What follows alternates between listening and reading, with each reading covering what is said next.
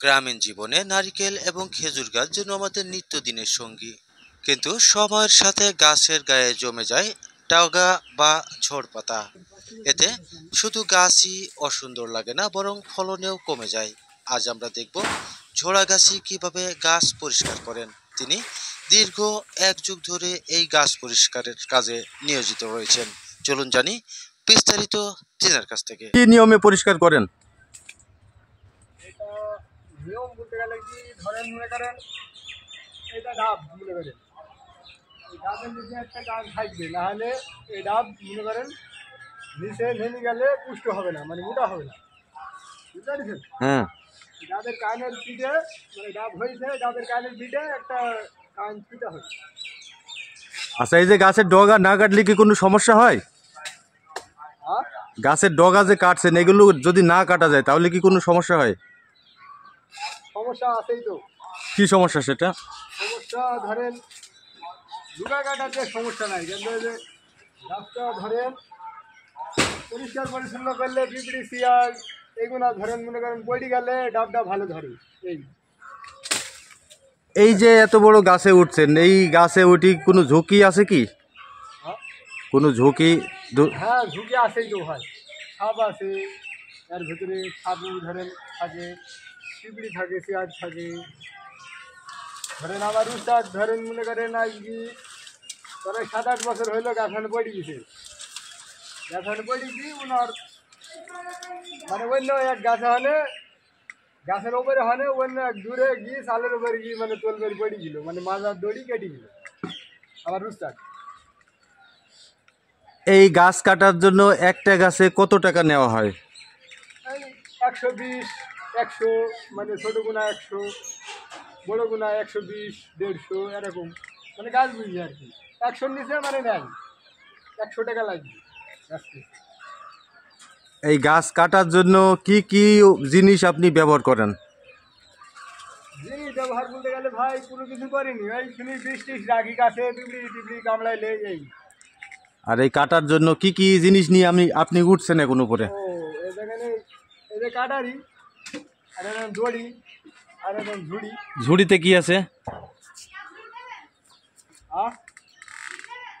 হ্যাঁ গাছ ঝুড়িতে মনে কেন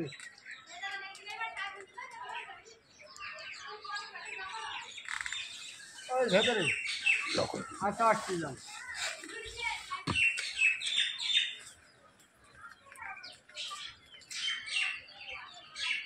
আচ্ছা, এই যে নারিকেলের যে গাছ আছে এদের জন্য আপনার পরামর্শ কি? এর জন্য পরামর্শ বলতে গেলে কি আপনার গাছ গুঁড়ি 30-20 প্রত্যেক বছরে দিয়ে রাখলে ডাবটা ভালো হয়।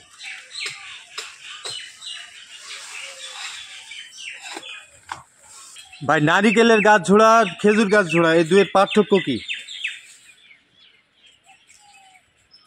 পার্থক্য আবার কি পার্থক্য বলতে গেলে কি খেজুর গাছ ঘুরতে গেলে একটু আকড় হয়।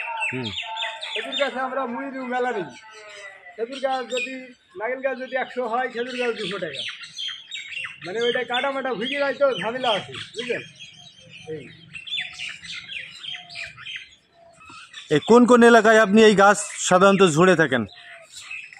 আমি টোকাখাই যাই, গাংনি যাই, এই খারবেটি যাই, ভাটপাড়ায় যাই, নপাড়ায় যাই, মালবাড়ি, খেটিপাড়া, চকপাড়া, ধলা।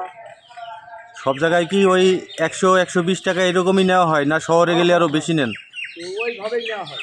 প্রতিদিন কয়টা গাছ ঝরতে পারেন আপনি? আমার ঠিক না, এক জায়গায় হলে 20টাও মারি, 22টাও মারি, 24টাও মারি, ঠিক না। আবার কতদিন 10টাও মারি। আজকে কতটা মেরেছেন? আজকে আপনার মেরেছি 16টা মেরেছি আজকে। এই 18টা হবে, এই দুটা মারলে 18টা হবে। এই গাছ ঝোড়া আপনি কার সাথে শিখেছিলেন? আমার উস্তাদ সিদ্দিকের সাথে শিখেছি আমি। সারা বছর তো আর এই ডগা কাটা হয় না? না, এই ডুগা ধরেন মনে করেন 4 মাস এই ডুগা কাটা হয়। এই ডুগাটা 4 মাস হয়, তারপরে খেজুর গাছে চলে যায় আমরা, খেজুর গাছ ধরেন 6 মাস হয়। তার মানে আপনার কাজ হচ্ছে খেজুর গাছ আর নারিকেল গাছ ঝোড়া, হ্যাঁ। এর বাইরে আর তো কোনো কাজ নাই? না না না, ওই গাছে ধরেন রস বের করতে হয়, ওইটা ধরেন 6 মাস একইভাবে রস বেড়ায়। কি নাম আপনার? আরশাফুল, বাসা? লক্ষ্মীনারায়ণপুর, ধলা।